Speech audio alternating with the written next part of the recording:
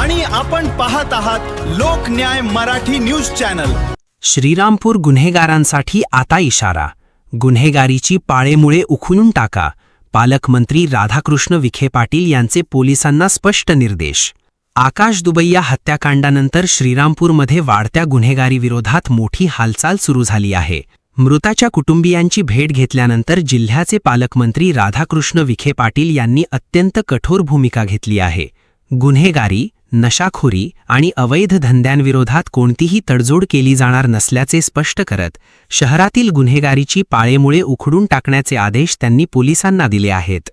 आकाश दुबैया यांच्या निर्घृण हत्येनंतर संतप्त वातावरणात पालकमंत्री राधाकृष्ण विखे पाटील यांनी दुबैया कुटुंबियांची भेट घेऊन त्यांचे सांत्वन केले। यावेळी त्यांनी या घटनेबद्दल तीव्र दुःख व्यक्त करत ही केवळ एका कुटुंबाची शोकांतिका नसून संपूर्ण समाजाला हादरवणारी घटना असल्याचे म्हटले। यावेळी बोलताना विखे पाटील यांनी स्पष्ट शब्दात सांगितले की श्रीरामपूरमध्ये वाढती गुन्हेगारी कोणत्याही परिस्थितीत खपवून घेतली जाणार नाही। नशाखोरी, अवैध धंदे आणि गुन्हेगारीला आश्रय देणाऱ्यांची सखोल चौकशी होईल। कायद्यापेक्षा कोणीही मोठा नाही। तसेच शहर गुन्हेगारीचे केंद्र बनत असेल तर त्याची जबाबदारी निश्चित केली जाईल। मी स्वतः मुख्यमंत्री आणि पोलीस महासंचालकांशी चर्चा केली असून गुन्हेगारीची पाळेमुळे उखडून टाकण्यासाठी आणि नागरिकांमध्ये सुरक्षिततेची भावना निर्माण करण्यासाठी पोलिसांना कठोर कारवाईचे स्पष्ट निर्देश दिले आहेत, असेही त्यांनी सांगितले। विखे पाटील यांनी गुन्हेगारांना राजकीय संरक्षण मिळत असल्याच्या चर्चांवरही अप्रत्यक्षपणे इशारा देत गुन्हेगारांना पाठबळ देणाऱ्यांनीही सावध राहावे। कायदा सर्वांसाठी समान आहे आणि दोषींवर कठोर कारवाई होणारच, असे ठामपणे नमूद केले। आकाश दुबैया हत्याकांडानंतर पालकमंत्र्यांनी घेतलेल्या या कठोर भूमिकेमुळे श्रीरामपूरमध्ये मोठ्या पोलिसी कारवाईची अपेक्षा व्यक्त केली जात आहे। आता नागरिकांच्या नजरा प्रशासनाच्या पुढील कृतीकडे लागल्या आहेत। शब्दांपेक्षा कृती महत्त्वाची असते, अशी अपेक्षा श्रीरामपूरकर व्यक्त करीत आहेत। पालकमंत्री राधाकृष्ण विखे पाटील यांनी दिलेल्या स्पष्ट निर्देशांनंतर शहरातील गुन्हेगारी विरोधात नेमकी कोणती ठोस पावले उचलली जातात हे येणाऱ्या काळात स्पष्ट होणार आहे। राजेंद्र सूर्यवंशी, लोकन्याय मराठी न्यूज, श्रीरामपूर। निरपराध मुलाची हत्या होते आणि नशाखोर आहे किंवा अवैध व्यवसाय धंदे करणारे लोक आहेत, त्यांच्याकडून अशा प्रकारची दहशत निर्माण करून आज गुन्हेगारीला त्यामुळे पाठबळ मिळतंय।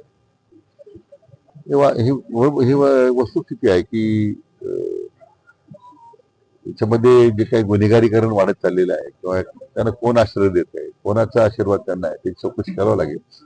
परंतु मी स्वतः माननीय पोलीस महासंचालकांशी मी बोललेलो आहे, याचे पाळेमुळे उखडून काढली पाहिजे। राज्याचे माननीय मुख्यमंत्र्यांशी माझी या संदर्भात चर्चा झालेली आहे। परंतु हा जो प्रकार घडलेला आहे श्रीरामपूरचा, तो तर मी म्हटलं की अतिशय मी म्हटल्याप्रमाणे निंदनीय आहेच आहे। परंतु आज प्रत्येक नागरिकाच्या मनामध्ये एक मोठं भीतीचं वातावरण आहे। म्हणजे गुन्हे घडल्यानंतर आरोपी परत दवाखान्यात साखर कामगार हॉस्पिटल जमा होता गुन्हेगाराला संरक्षण देण्यासाठी। मारहाण झाल्यानंतर आणखीन काही गुन्हेगार जमा होतात त्या मारहाणीला संरक्षण द्या, त्या मारेकरणाला संरक्षण देण्यासाठी। हे तर मी कधी अनुभवच नाही असं इतक्या वर्षामध्ये माझ्या सार्वजनिक जीवनामध्ये। आणि श्रीरामपूर आता हे मोठ्या प्रमाणामध्ये एक क्राईम कॅपिटल म्हणतो आपण त्याला, अशा प्रकारचं आता या शहराचं नावलौकिक होतोय। त्याच्यात दुर्दैव काय असं पाहिजे या पद्धतीने पाहिलं तर पोलीस कारवाई करतात, गुन्हेगारांना अटकही करतात, मात्र त्यांना कायद्याचा धाक नाही येते। काही दिवसात जामीन म्हणून बाहेर येतात तर पुन्हा अशा प्रकारचे, त्यामुळे कुठेतरी कायद्यात आता बदल करणं गरजेचं आहे। अशा काय जे नवीन कायदे आले त्यामुळे पोलिसांना अनेकदा काही बंधनं येतात कारवाई करताना। हे कायदे तर पुष्कळ कडक केलेले आहे। त्या माननीय मुख्यमंत्र्यांनी या संबंधामध्ये जे अंमली पदार्थ विरोधी मोहीम आहे सरकारची, त्याच्यामध्ये आता विशेष लक्ष त्यांनी दिलेलं आहे। आणि आवश्यक त्या जे काही नियमात बदल असतील, कायद्यात बदल असतील, ते सुद्धा आपण केलेले आहेत सरकारने। सरकारचं प्रायोरिटीज आहे या गुन्हेगारीचं उच्चाटन करणं, अंमली पदार्थाच्या तस्करीचं उच्चाटन करणं, याच्यामध्ये तर सरकारनं सगळ्यात जास्त प्राधान्य दिलेलं आहे। आता ही जी ह्या घटनेच्या अनुसरून ज्या गोष्टी घडत आहेत, मला वाटतं याच्यामध्ये आपल्याला पोलिसांना सूचना दिल्यात तात्काळ या संपूर्ण शहराची साफसफाई करा, जेवढे कट कुठे गुन्हेगारांना काय जात धर्म नसतो, तो गुन्हेगार आहे. त्यामुळे त्याच्यावर कडक कारवाई झाली पाहिजे. सगळे कट्टे, त्याचे साथीदार कोण त्याच्यामध्ये आहेत, किंवा कधी कधी लहान मुलांचा वापर होतोय, ज्युनियल मग त्याच्यावर कारवाईच्या मर्यादा येतात, त्याचा काही गैरफायदा या निमित्ताने घेतला जातो, अशाही तक्रारी आहेत. परंतु माझं एक मोठा क्लीनअप कॅम्पेन, एक मोठी स्वच्छता मोहीम, गुन्हेगारांची गुन्हेगारांचं उच्चारण करण्याची मोहीम या शहरामध्ये जोपर्यंत हाती घेतली जात नाही, तो पण लोकांच्या भीतीचं मनाचं दडपणही कमी होणार नाही, सामान्य नागरिकाला दिलासा मिळणार नाही. गेल्या 10-15 वर्षात जी गुन्हेगारी श्रीरामपुरात वाढली, त्याचं तुम्ही कोणाला कारणीभूत धरता? काय कारण दुर्दैवानं आता माझ्याकडे जी काही माहिती मिळते त्याच्यावरच आहे की बऱ्याच ठिकाणी लोकांच्या घरात घुसून महिलांवर अत्याचार झाले, काही मुलांना पळून नेण्याचे प्रकार घडले. दहशत एवढी की लोक तक्रार करायला सुद्धा पुढे येत नाही. तर लोकांना पोलीस विभाग आम्हाला संरक्षण देईल याची लोकांमध्ये विश्वास नाही आहे. ज्या काही पूर्वी 7-8 वर्षापूर्वीच्या घटना ज्या घडल्या, आणि ते मग आपोआपच ते गुन्हेगारांचे बळ वाढत गेले. आणि ते मुख्य कारण आहे की पोलिसांकडून त्या वेळेला जर कारवाई झाल्या असतात त्या काळामध्ये, तर हे गुन्हेगार एवढी वाढत असतील.